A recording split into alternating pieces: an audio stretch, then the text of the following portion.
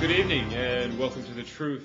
Tonight, shock and awe as John Howard unexpectedly cuts all diplomatic ties to the United States. It's because it's an outlaw country that doesn't behave in a normal, rational fashion. Absolutely shocking. More on that breaking story later on. This week, a new terrorist mastermind has emerged as the #1 threat to global security, and he's not a Muslim. Hallelujah. In other news this week, Alexander Downer made a shocking confession in Parliament where he admitted that he pees in the shower.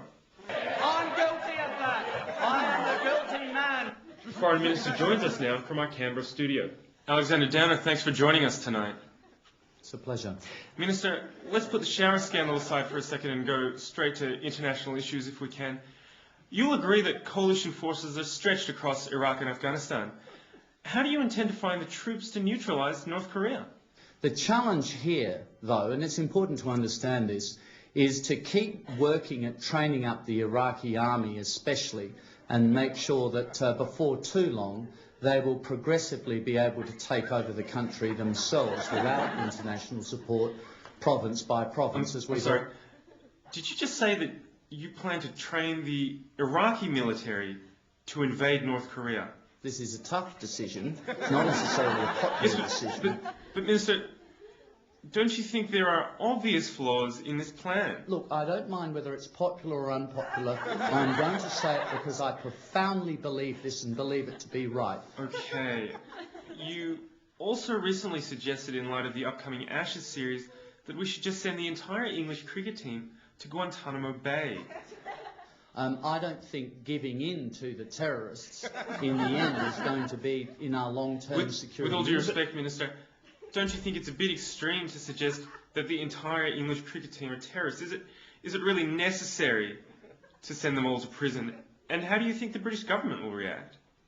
Well, you know, that's rather like saying that if you go, you know, when we went to war with Japan or with Germany, they were not going to like it very much and get angry about it. I mean, it had to be done. Would it be that big a deal if we lost the Ashes?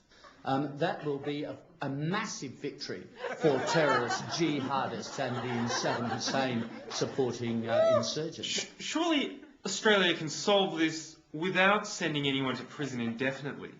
That's an extremely feeble sort of position for Australia to take. I think it'd be embarrassing for Australia. If we can just change subjects for a second and move on to domestic issues.